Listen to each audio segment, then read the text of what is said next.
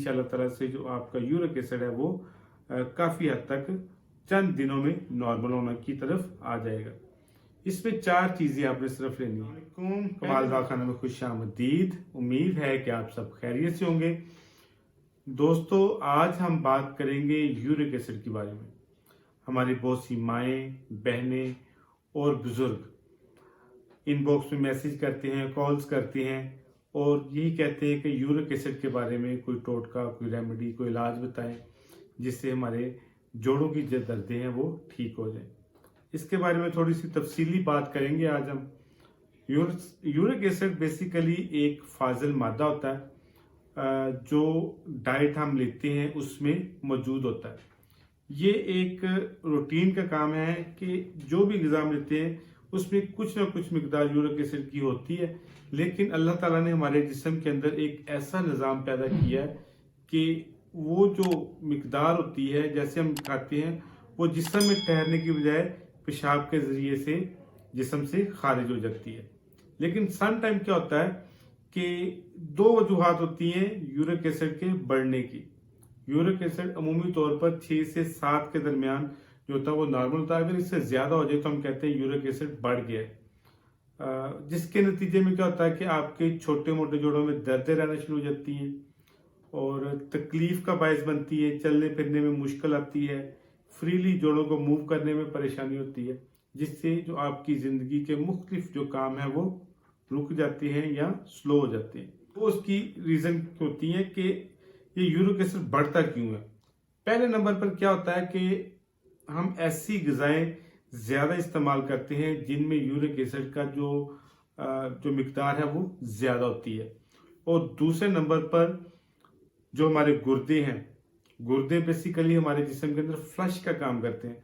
जो भी फाजिल मादे होते हैं वो गुर्दे उसको बाहर निकाल देते हैं, फिल्टर करके जिस्म से फाजिल मादों को बाहर निकाल देते हैं। लेकिन सम टाइम ऐसा होता है कि यूरिक एसिड को वो फिल्टर करना बंद कर देते हैं या ये जो प्रोसेस है ये स्लो हो जाता है, जिसके नतीजे में हमारे जिस्म के अंदर जो यूरिक एसिड की मिकदार है वो बढ़नी शुरू हो जाती है।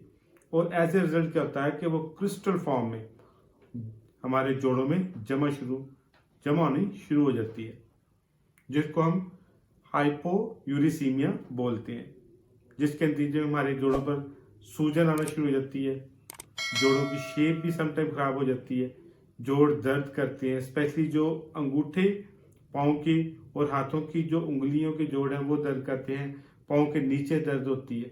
ये बहुत ज़्यादा डिस्टर्बिंग होती है और ये लीड करती है, अगर हम इसको टाइम पर ना पकड़े, इसका इलाज ना करें, तो जो गैंटिया है, अर्थराइटिस है, उसका भी ये बाइस बन सकती है। तो आज मैं आपको चंद एक इसके मतलब बताऊंगा कि इसको कैसे ख़त्म कर सकते हैं। पहले नंबर पर आप अपना वज़न चेक करें। अगर तो आपका वज़न ज़्यादा है तो अपने वज़न को कम करें, वज़न को नॉर्मल लेवल पर लेकर आए। इसके बाद पानी ज़्यादा इस्तेमाल करें, कम से कम 8 से 10 गिलास पानी के लें। हर घंटे बाद आप पानी के कुछ ना कुछ मिकदार लेते रहें ताकि आपका पेशाब आता रहे, फिल्टर होता रहे आपका जो पानी है पेशाब के ज़रिए से। और होता ये है कि जो यूरिक एसिड होता है ये पानी में हल पजीर होता है। पायरीन जो होती है वो प्योरीन जो होती है ये पानी में हल पजीर होती है, और जैसे जैसे पानी फिल्टर होकर पेशाब के ज़रिए निकलता है तो इसकी मिकदार जिस्म से खारिज होना शुरू हो जाती है। एक तो ये पानी होगा, पानी बहुत ज़्यादा पिए। उसके बाद आप दालों का, स्पेशली जो माश की दाल है, चने हैं, इनसे परहेज़ करें। जो रेड मीट है इससे भी परहेज़ करें।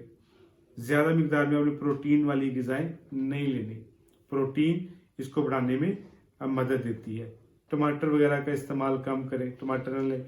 मीठा ज़्यादा इस्तेमाल ना करें। बहुत ज़्यादा मीठे का जो इस्तेमाल है वो भी यूरिक एसिड को बढ़ने में मदद देता है। जो जंक फूड है वो बंद कर दें, चिकनाई वाली चीज़ें बंद करें, बेकरी आइटम बंद करें। इनकी जगह पर आप घर में जो पकता है वो इस्तेमाल करें। रोटी, चावल और ये सब्जियां वगैरह, सब्जियों का पोर्शन अच्छा आप ले सकते हैं। मांस वाले आलू और ये टमाटर वगैरह जो होते हैं जिनमें ज़्यादा टमाटर, ये ना लें। बिरयानी ना, तेज़ नमक मिर्च मसाला ना इस्तेमाल करें। ये चीज़ें ऐसी हैं जो यूरिक एसिड को बढ़ाने में मदद करती हैं। आप हल्की फुल्की एक्सरसाइज भी करें, अपने जिस्म को हीट अप रखें, वार्म अप रखें। ये नहीं मैं कहता कि बहुत ज़्यादा एक्सरसाइज करें, लेकिन थोड़ी बहुत ही जिस्म को आप हीट देने के लिए एक्सरसाइज करते रहें। अब आते हैं एक छोटी सी होम रेमेडी है, जिसके इस्तेमाल से इंशाल्लाह ताला से जो आपका यूरिक एसिड है वो काफ़ी हद तक चंद दिनों में नॉर्मल होने की तरफ आ जाएगा। इसमें 4 चीज़ें आपने सिर्फ लेनी है। पहले नंबर पर आपने सुरंजा शीरी लेनी है, सुरंजा शीरी। दूसरे नंबर पर आपने असगंध नगोरी लेनी है।